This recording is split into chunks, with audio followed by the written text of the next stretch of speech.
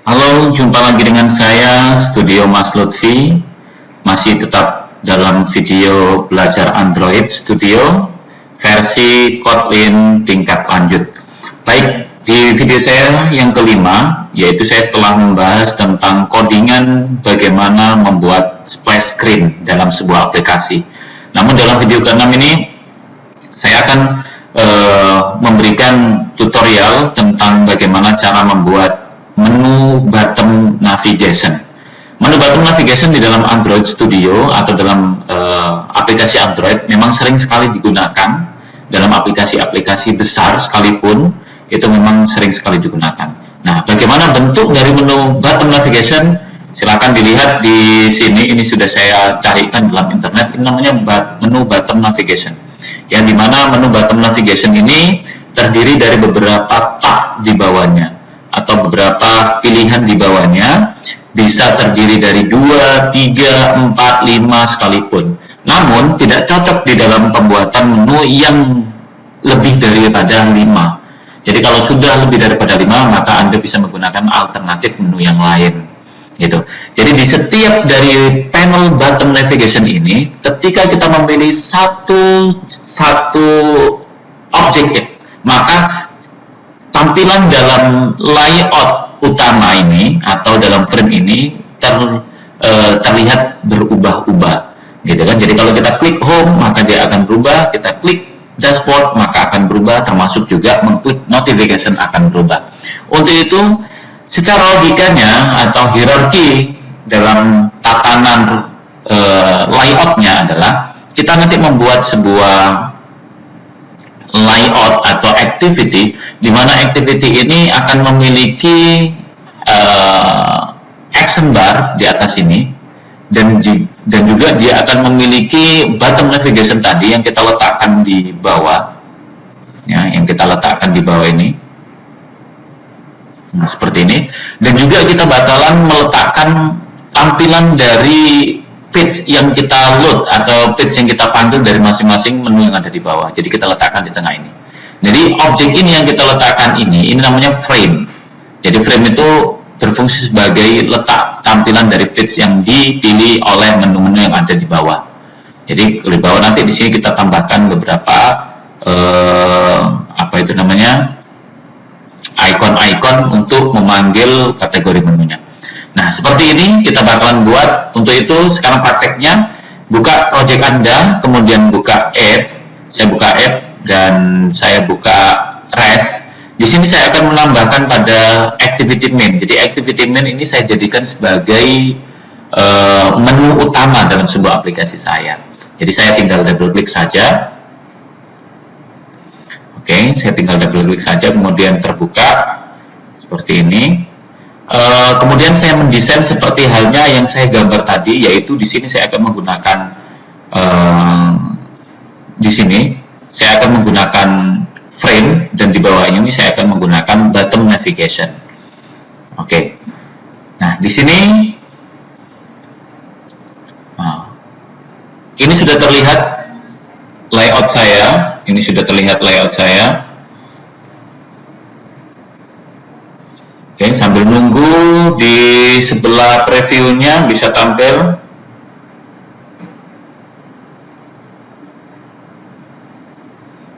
Oke, masih waiting for fill to finish. Nah, saya masuk ke teks saja. Terlihat. Oke, ini di sini terlihat kosong. Oke, di sini layoutnya akan saya ubah menjadi linear saja supaya mudah diubah atau mudah didesain, maksud saya, karena saya terbiasa dengan menggunakan linear dan relatif. Kemudian di linear ini tentunya orientationnya saya pilih vertikal, ya. Kalau memang tidak Anda jumpai, maka Anda bisa menambahkan dengan orientation vertikal. Bisa menggunakan orientation vertikal. Kemudian saya akan menambahkan frame terlebih dahulu di sini. Kita bisa menggunakan frame layout dengan ukuran panjang mengikuti ukuran layar dari HP, maka saya pilih match parent, dan tingginya saya gunakan 0 dp saja. Kenapa saya gunakan 0 dp? Saya mau berasumsi bahwasanya setiap ada ruangan kosong dalam layout itu akan dipakai oleh si frame. Maka tingginya saya buat 0 dp. Namun pada saat saya mau set namanya layout height-nya itu 0 dp, diminta kita menambahkan properti layout weight ya, supaya tampil. Jadi saya tinggal menambahkan layout weight-nya saja. Anda bisa perhatikan di sini. Di sini saya frame layout-nya masih tidak ada ukuran sama sekali, kemudian saya tambahkan dengan weight-nya ukuran 1. Maka dia akan manjang sampai ke bawah, artinya di tempat yang kosong itu akan dipakai.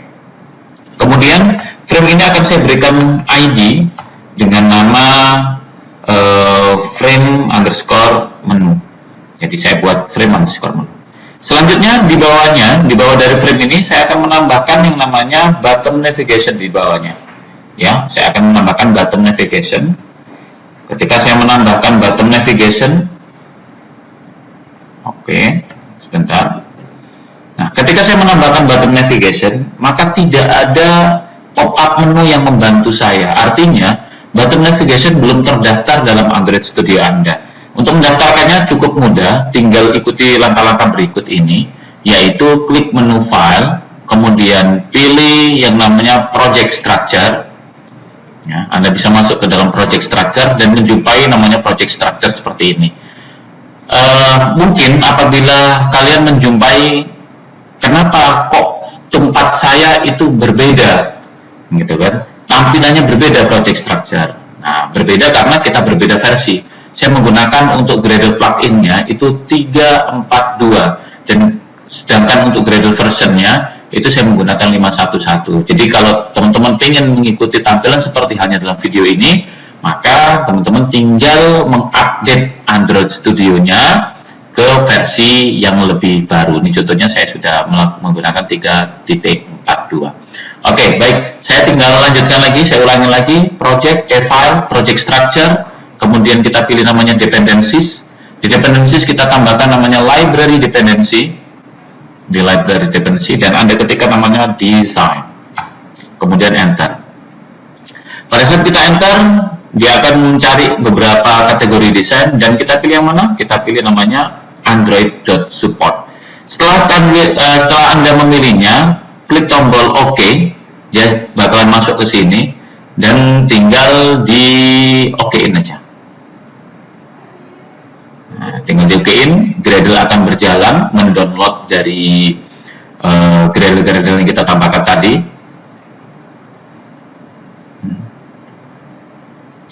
Nah, tunggu sampai benar-benar loading tidak ada kelihatan lagi di prosesnya.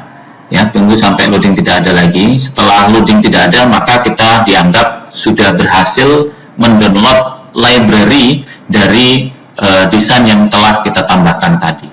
Ini boleh juga langsung diakhiri saja. Oke, selanjutnya saya akan menambahkan, saya sudah berhasil di sini, tidak ada lagi tampilannya. Kemudian saya ketikkan button navigation. Oke, saya menjumpai dengan namanya button navigation view. Kemudian kita enter, kita maunya ukuran panjangnya adalah sepanjang layout. Kemudian tingginya adalah setinggi button navigation. Jadi saya pilih wrap aja. Oke, kemudian saya akhiri di sini. Kemudian saya susun dulu.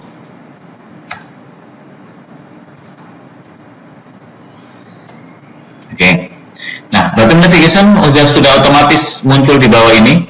Sudah muncul di bawah ini dan sisanya dipakai oleh si frame karena saya menggunakan property weight 1. Kemudian button navigation ini saya akan memberikan initial ID yaitu nav underscore menu atau navigation underscore menu. Oke, Anda juga bisa memberikan warna-warna sesuai dengan yang Anda perlukan. Baik, jadi saya sudah menambahkan button navigation. Selanjutnya saya akan menambahkan menu-menu yang ada di bawah ini. Nah, menu-menu yang ada di bawah ini. Namun, menu-menu yang ada di bawah ini akan saya bahas di video saya berikutnya. Mohon maaf bila banyak kekurangan, ikuti terus video saya dan sampai jumpa. Terima kasih, bye-bye.